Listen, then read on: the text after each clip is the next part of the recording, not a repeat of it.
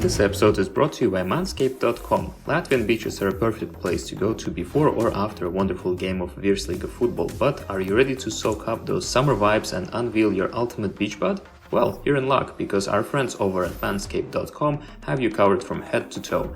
With the Performance Package 5.0 Ultra, this ultimate all-in-one grooming kit is set to have you looking and feeling your best in the summer sun.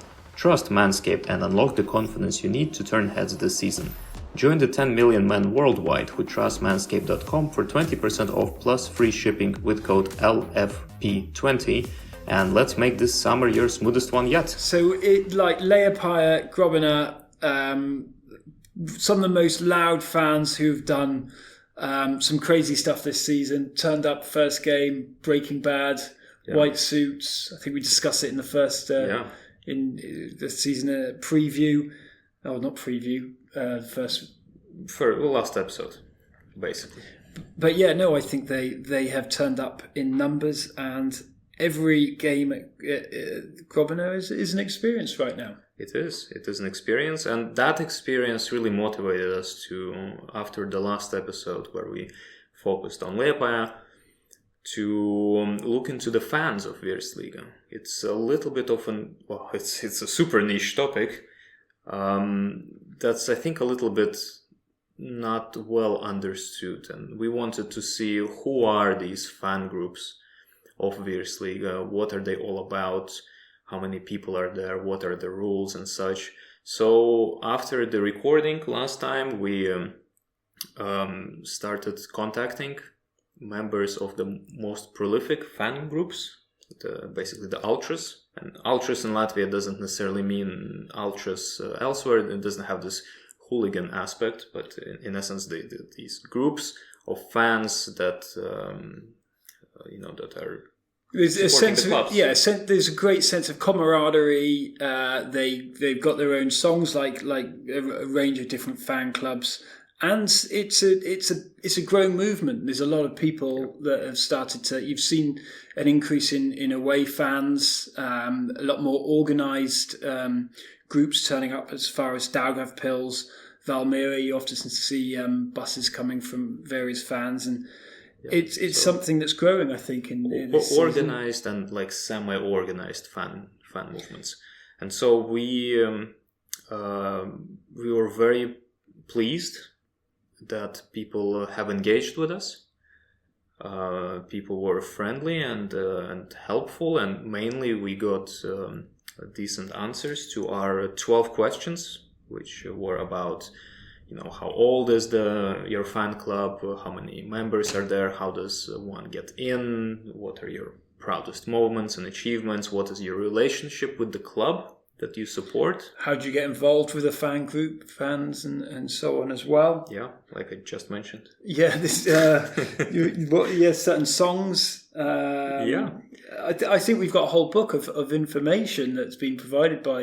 It's super interesting. I'm really glad we did this, and thank you so much to everyone who took their time to actually answer this.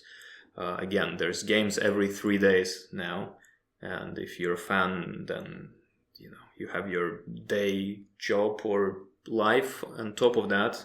So we're really, really, really grateful for everyone who engaged. And we came up with some interesting stuff. So we spoke with Meta Ultras. We spoke with Riga FC supporters group.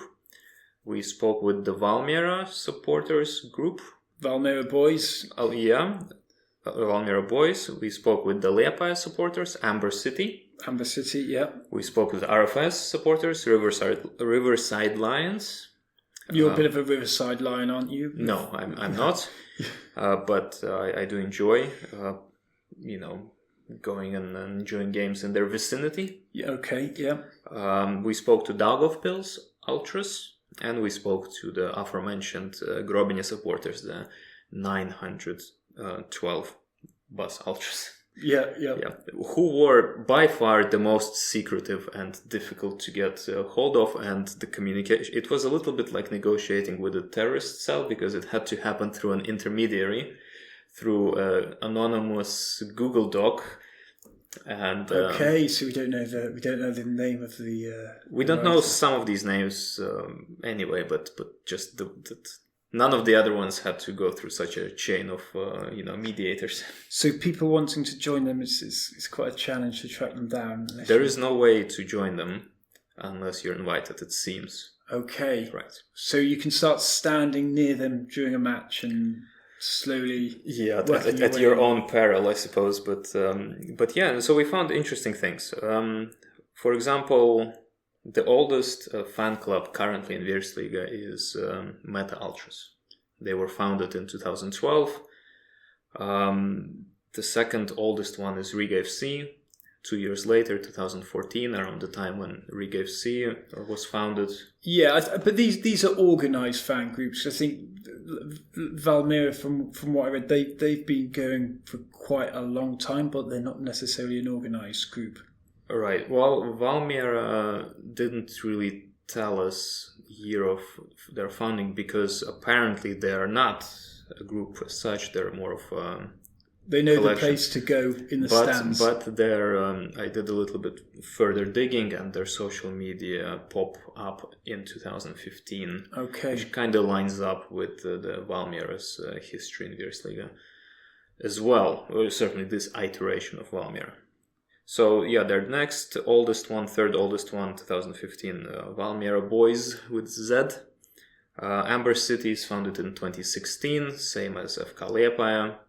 Riverside Lions 2018, so a little bit later than the clubs. Yeah, I think the fastest growing maybe the Riverside Lions. We can't say because we don't have time, longitudinal data. Yeah, based on attending a lot of games this season, even cycling from 1 to 2 games in a single day. I think they're up there with growing fans. I think they're one of the most active groupings for sure. Daugavpils Ultras founded apparently only last year, and of course Grobenia are only this year. Their promotion. So we have basically fan groups, organizations going from 2012 to this year, and that's super interesting. Yeah, it's super interesting. I think we only noticed Daugavpils from seeing their Ultras flag on TV. What do you mean?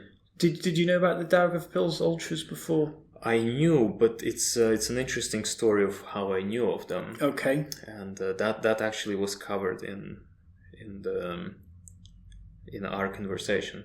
So maybe let's go back in time, right? So let's go from now to Meta Ultras. So yeah, starting with Grobenia, the most secretive fan grouping that there is. Also the ones that provided the, let's say, least informative replies, which sort of I think is fine because they're so new, they're so excited. You know this. New kids on the block, ultimately, but they're the new kids on the block, and they're new at being kids. Right? Yeah, and I say this to you a lot.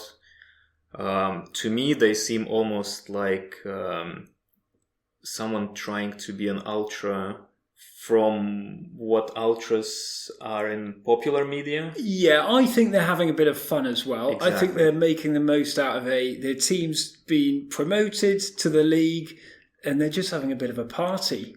That's what they're saying. It's a group of friends, basically, that want to have a good time together. They think of Liepaja fans, Amber City, as their rivals. Yeah, which understandable. is understandable, but very interesting because that's a one-way street. Yeah, Amber City do not consider 9-12 Ultras as their rivals. In fact, Amber City said that whilst Grobenia was still in the second tier, yeah, and they were having all those cup games and promotion qualifiers, they went to help support the team because obviously 9-12 didn't exist. Yeah.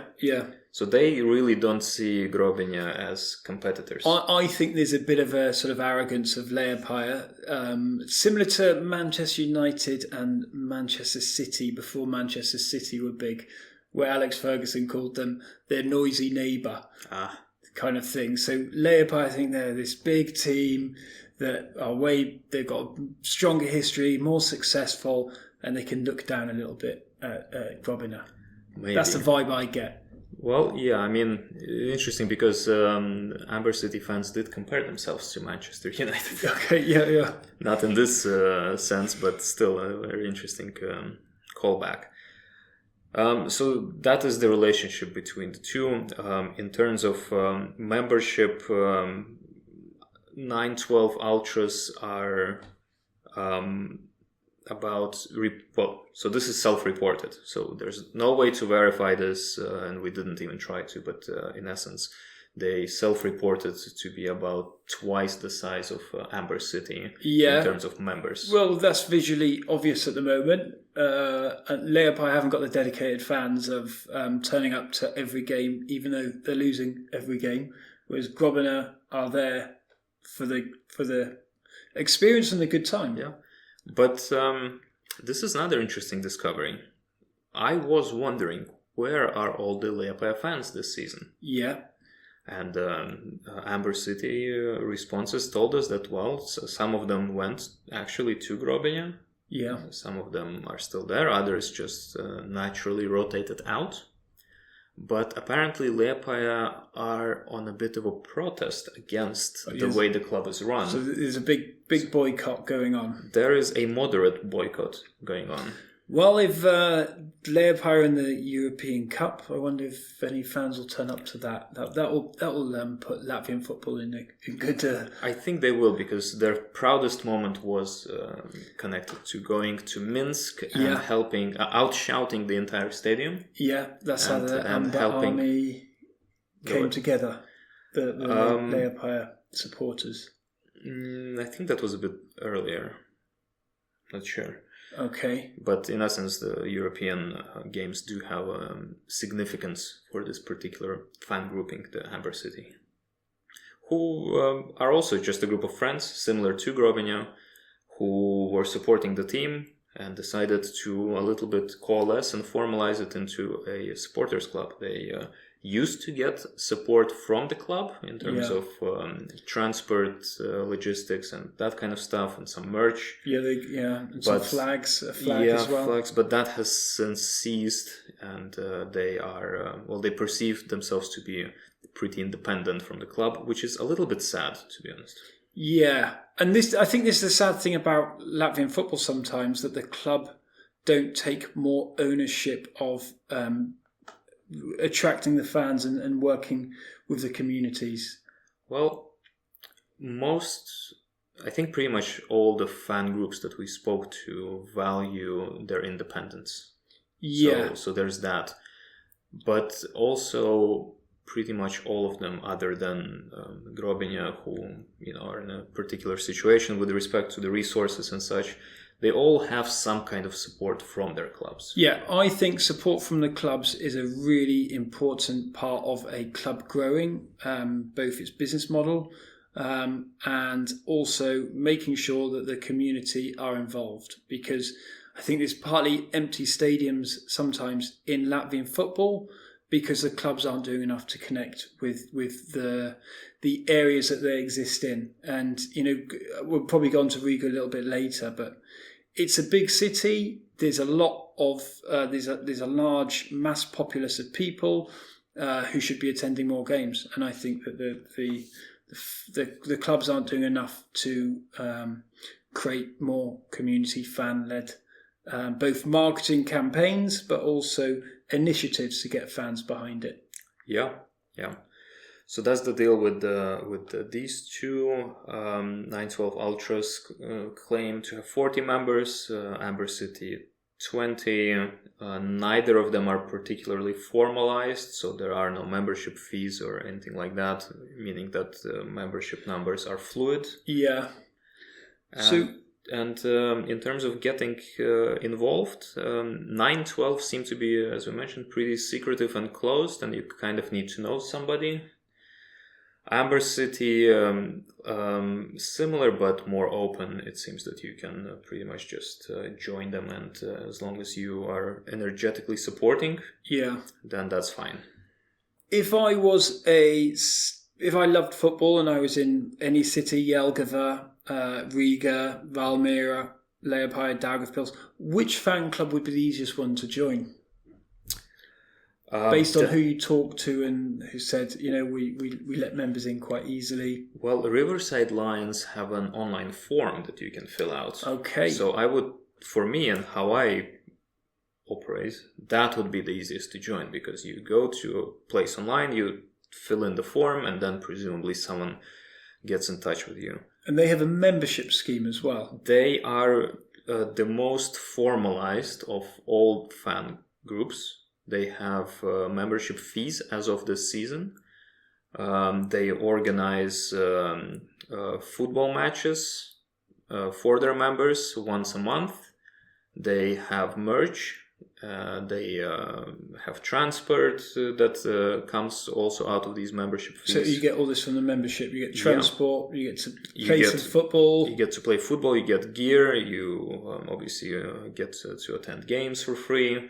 Home and away, and get discounts for European tickets. So it's of all the ones that we looked, it's the most resembling kind of an organization. And they even got some publicity in the Sun newspaper in the UK. Yeah. So they're quite famous as well. Yeah. Globally. Yeah. But if filling out forms is not your thing, then pretty much. Any of maybe Amber City, Daugavpils, Valmiera are open to join as on a walk up to basis. So you can walk up to them and you can find someone in a corresponding scarf and say, "Hey, I love what you're doing. Can I join?" And it seems that that's not a problem whatsoever. Yeah, I think Valmiera, you can always recognise a group of the main supporters who have started to diversify their songs a little bit more in the last few matches as well. Riga is also in that general ballpark. With Riga, the only thing seems that there's a bit of a probation period. Okay. That you need to go through. And there's a WhatsApp group as well. How many of them have WhatsApp groups? Riga FC have a WhatsApp group that people can join? We didn't ask specifically about how you communicate. I would imagine all of them have WhatsApp groups. Riga FC's WhatsApp group allegedly goes up to 250 people, although the actual membership is closer to 90. Yeah, and they get one of the best stands in the house in this Skonto. Riga, I think, worth talking about because both Riga and Daugavpils, because there is a lot of misconception around these clubs. Whilst getting this information, doing this research, obviously we got info on the clubs about themselves, but some of them also directly or indirectly, or their fans, didn't miss an opportunity to express their opinion about other clubs. I found that interesting. Other clubs' perceptions of different fans. And so with Riga, there is a reputation they have for being basically pay for fans. Yeah, with lots of drums. They have, that's one, lots of drums. Two is the reputation that they are only there for free food and drinks. Yeah. Or even some went as far as to suggest that for pay. Yeah. So that was interesting to explore. Most flags, most drums. Yeah. So it seems with Riga, so drums, that's their choice of how to do it. They rationalize it by saying that there's simply not enough people in the stadium, and drums create an atmosphere, with a reasonably small amount of individuals. Yeah, and once again, Riga should be doing a lot more to get more fans from a grassroots communication perspective. Well, Riga have the second highest average attendance after Grobny. Yeah, well, they have the stadium and the status to do that, but they should be filling the stadium, in my opinion. Other than for big Riga derbies. Yeah. So that's why Riga FC fans use drums. That's their rationalization. Many other fan groups despise this. Yeah. Incessant drumming. Yeah. Some said things like, well, just banging drum for no reason. I think out of all the teams and supporters, the Riga FC ones have the worst deal in terms of how other supporter groups see them. Well, this idea of that they're there just for snacks, that seems to be prevalent. And yeah, I think that's a bit unfair though. I think my first perceptions of Latvian football were Riga fans turning up to Valmiera, where other away turnouts weren't so good. So, I think they've got some very loyal fans. Whether they're paid to do it is another thing, but they've got a lot of loyalty. They don't seem to be. Obviously, maybe they didn't tell us, but remember we were wondering at games, why are Riga FC fans wearing what looks like really out-of-date Riga FC shirts? Yeah, I'm very intrigued by that. I mean, it could just be a bit of a cult shirt. No, it isn't. It isn't.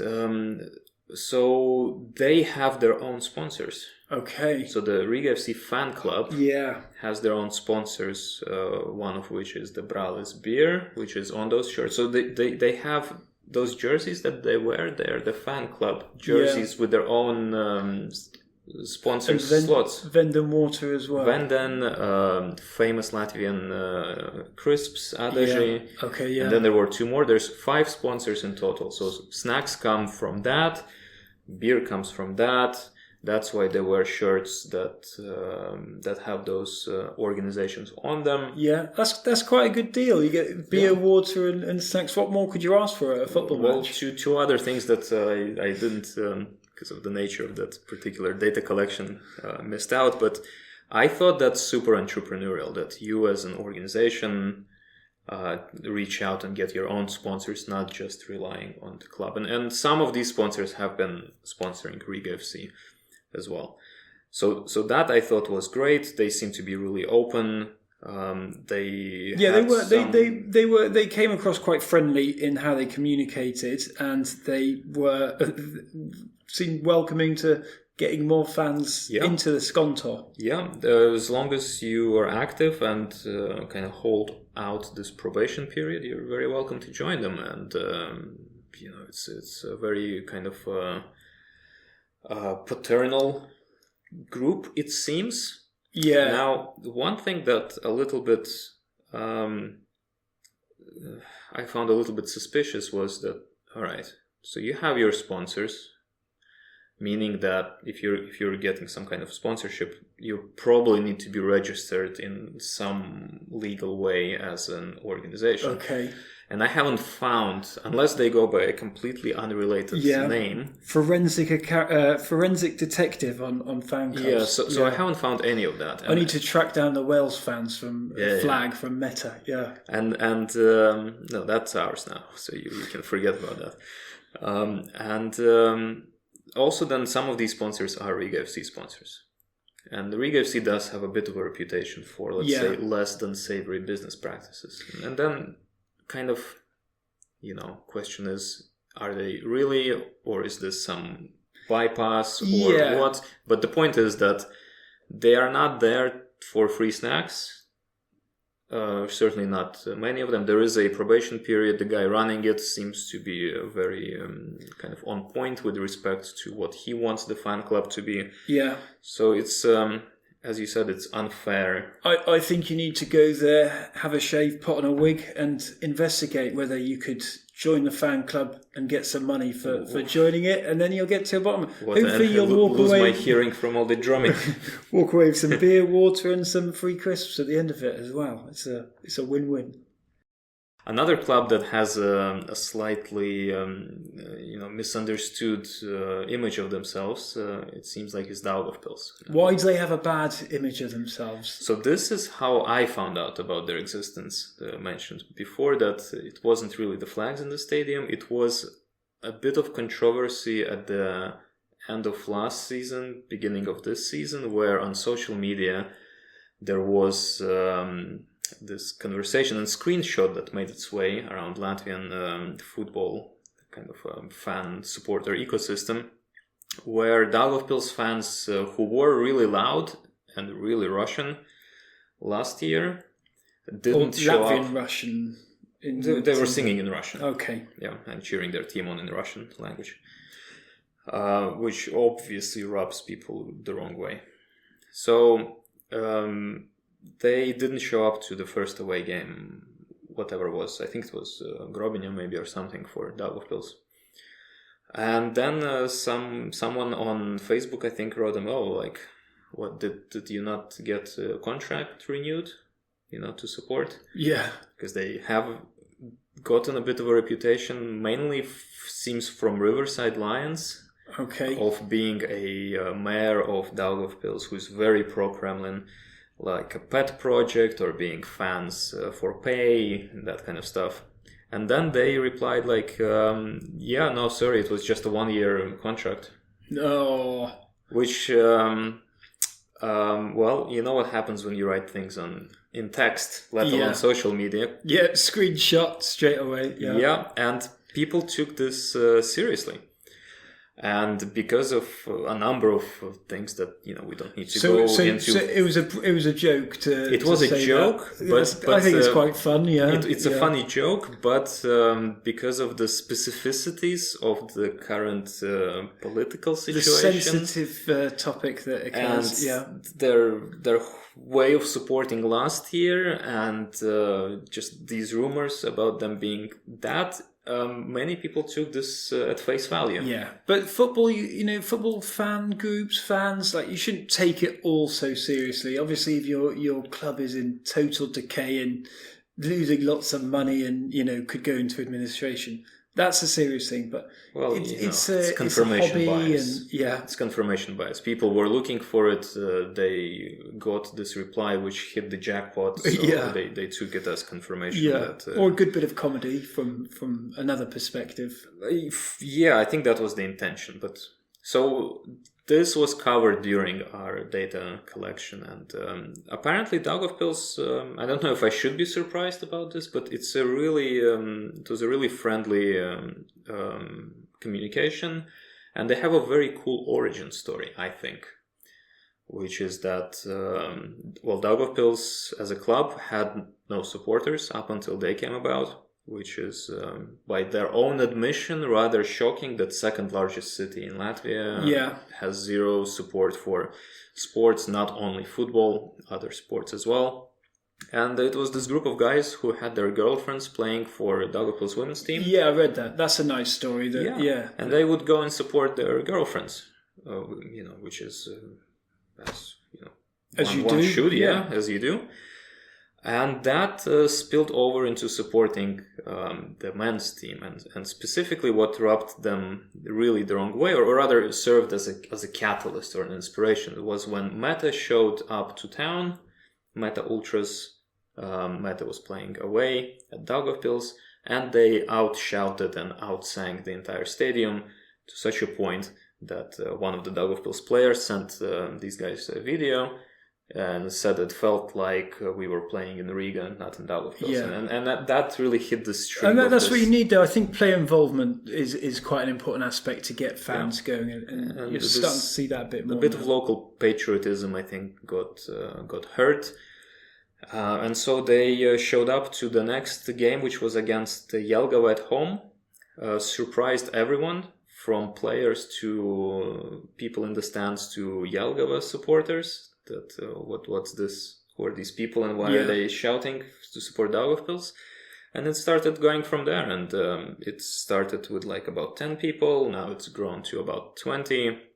It's very open. They don't only do football; they support also basketball team and ice hockey team. A few of their members are playing for Daugavpils ice hockey team, and it just seems like a really friendly, really open group. So a seed was planted as a result of some bad things, bad atmosphere and lack of support recognised by players.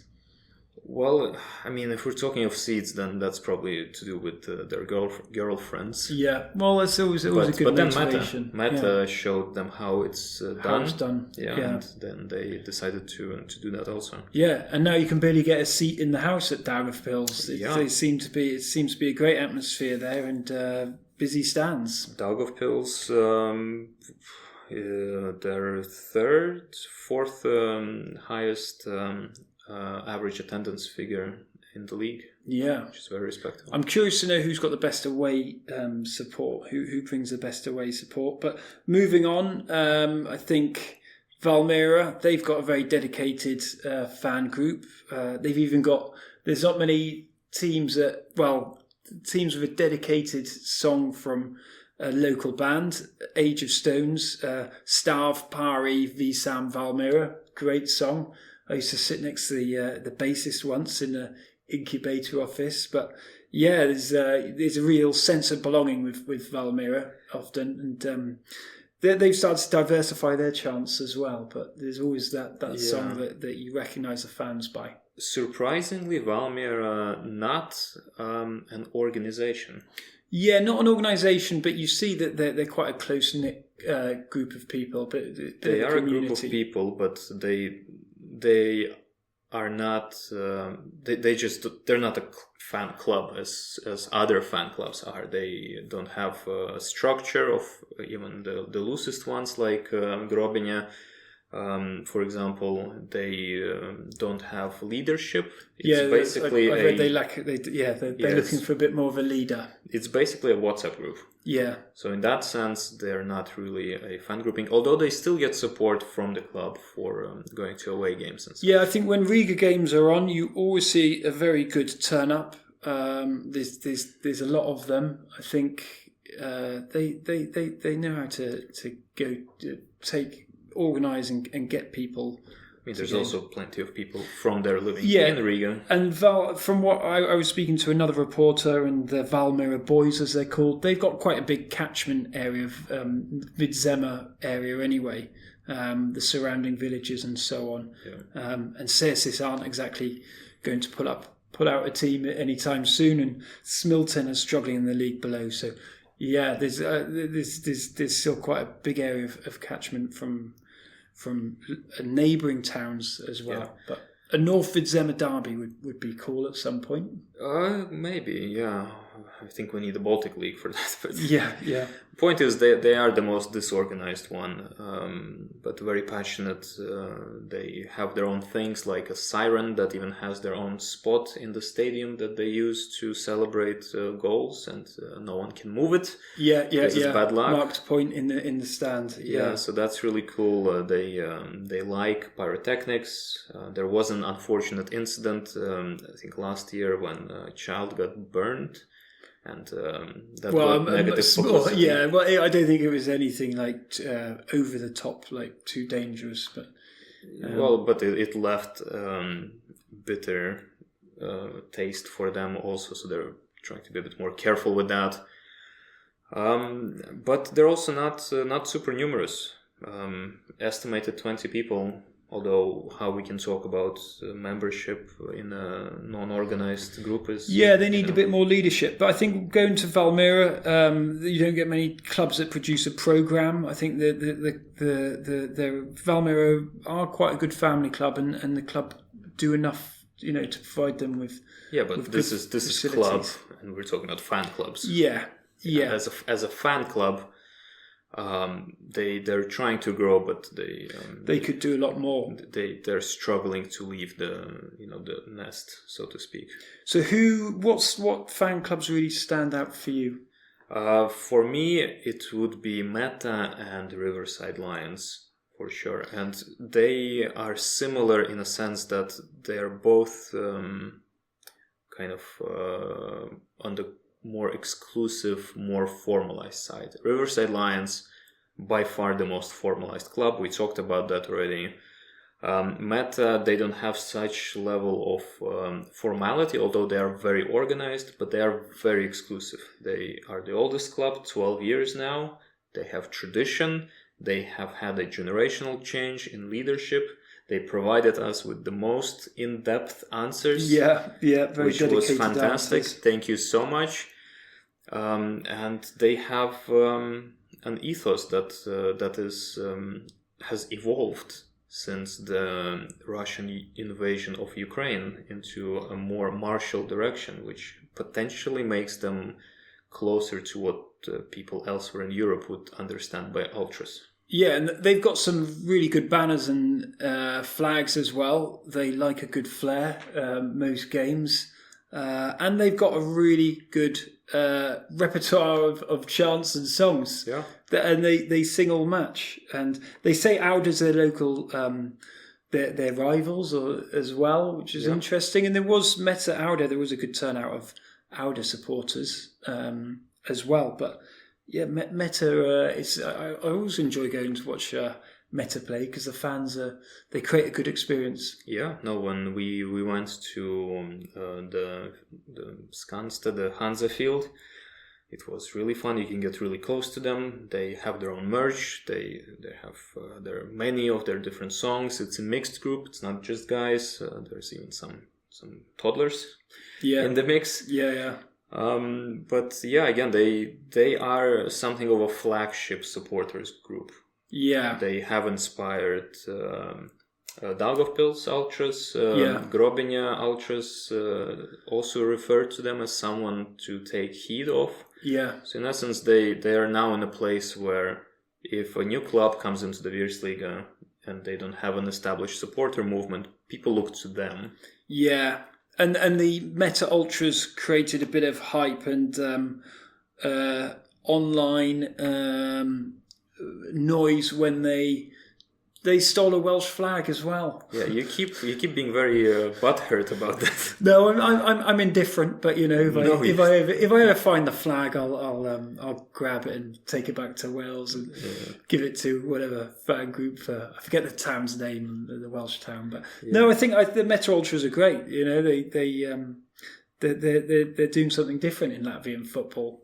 They are the most mature fan movement out there, and the flag they stole, obviously Meta wasn't playing Wales. Most of them are also a core group of Latvian Ultras, which is a very loose group that supports the national team. Yeah, they did snatch a Welsh flag. Well, it's just a bit of fun more than anything. I don't think it leads to you keep going back and forth on it, so... But point is that they are these the hardcorest of fans, for lack of better. They're dedicated, words. And they whether the team win or lose, which is more likely for Meta, they are always happy to sing and be quite loud. Yeah, and they're only one of the three fan movements that we talked to who think to have a rival. Yeah. So you said it's Auda. That is for a historical reason, that Auda mistreated the two founders of Meta, who were working as coaches back in pre-contemporary age there.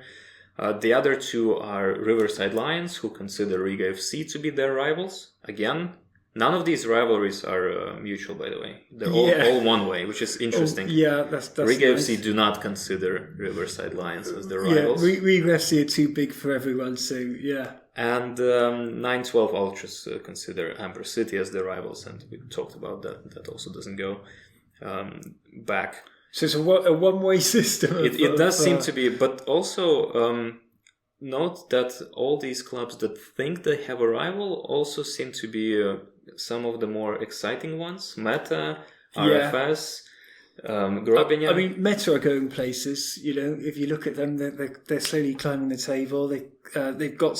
They've made investments in new training facilities and so on. Well, again, that's the club. But we're speaking of but when a club gets bigger, the fan base gets bigger, and the groups around them get fan bigger. Base, in terms of Meta Ultras, they are very adamant to maintain purity of their core. They're very selective of who gets to join, and it's very difficult to join. Clubs can have more than one fan group, and you know that might emerge at some point as well. Maybe that would be a first in Latvia. A club with two fan groups. Currently. Well, RFS, they are building a big, brand new, shiny stand. They're going to have to fill that stand as much as possible. So, but also interestingly, they this year have taken a turn from emphasis on quantity to emphasis on quality. So they have actually cut down their ranks significantly to focus on active, engaged supporters. Again, kind of almost taking the Meta route. Yeah. And I think it's working really well. I think RFS have had the best. They've created the best match day experience this season. They have some of the most dedicated fans that turn up at the home games and the away games, and they sing their hearts out. And they've got a great leader. They've got a really good leader, RFS. Yeah, Gins Jankowski is the one you can read about him in The Sun, as mentioned. And both the Riga and RFS fans, they also engage in activities outside of the stadium. Both have social outreach programs with their clubs, with schools or other social organizations. Each have their different ones. That's not really common to other groups, especially the least or less organized ones. So that's wonderful to see. RFS publish videos every Christmas, how they go to fulfill the wishes of some kids who kind of apply, basically. And they've got good social media. They're quite active on social media, as are Meta Ultras as well. Yeah. But they are good at communicating, and they are able to connect with their fellow supporters and have a conversation about football as well. Yeah, I think that's what you want to see a little bit from fan groups as well. I do, but also kind of almost charting these fan movements on a chart. Yeah, to see you've where done some they nice go. charts. Yeah, and it seems that more clubs are definitely on the less formal side, and 3 of them, at least this is my interpretation, obviously from these findings, that Amber City, Daugavpils and Valmiera, they're both informal and very open. And very open can be both, it's easy to get people in, but also easy to get people out. So it's a bit of a revolving door. Riga FC are kind of also seem to be an open door policy, just with a bit higher level of formality, which maybe isn't even there. I assigned it because of this whole sponsorship thing. So maybe if that's handled through the club, then they would also kind of end up with Amber City, Daugavpils and Valmiera. 9-12 Ultras are, I think, a bit too young to really use as a benchmark of sorts. They're just guys having fun and are enjoyable to, for the rest of us to see.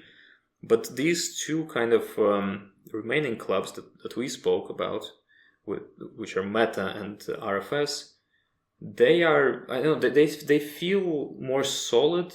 They feel like there's a more substance to it, and what they share is they're more closed and they're more formalized than the rest. Yeah, they're more. Yeah, there's a sense of there's a community. They're friends to a certain extent, and they're recognizable as well. They're recognizable. They're more organized. They are supported by their clubs. So I would say that is maybe the way to go.